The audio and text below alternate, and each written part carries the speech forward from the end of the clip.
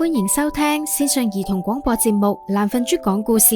依家成為我哋喺 Spotify、Apple Podcast 或者 YouTube 嘅月費訂閱會員，就會聽到額外開放俾會員嘅故事啦。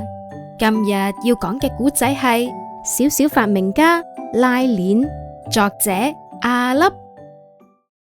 相信大家都用過拉鏈，但原來發明拉鏈嘅人原本只係為咗幫朋友解決腰痛嘅問題。拉鏈依家經常用喺衫或者褲、裙度，但係最初拉鏈係用喺鞋上面㗎。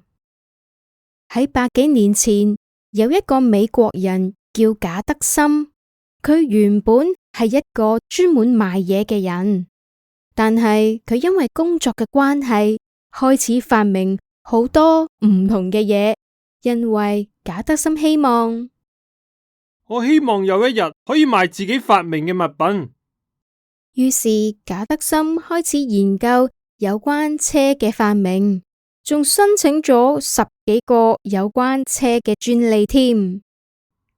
不過發明呢啲嘢都冇令我得到成功嘅，唉。賈德森好渴望得到成功㗎，佢每日都喺度研究，所以佢好少約見朋友，而朋友只好成日都嚟屋企揾佢啦。小朋友，如果想聽埋落去，就加入成為懶瞓豬講故事嘅月費會員計劃，你哋將會額外聽到只開放俾 Podcast 會員嘅兒童故事。故事涵蓋各種主題㗎，記得得閒就聽懶瞓豬講故事啦。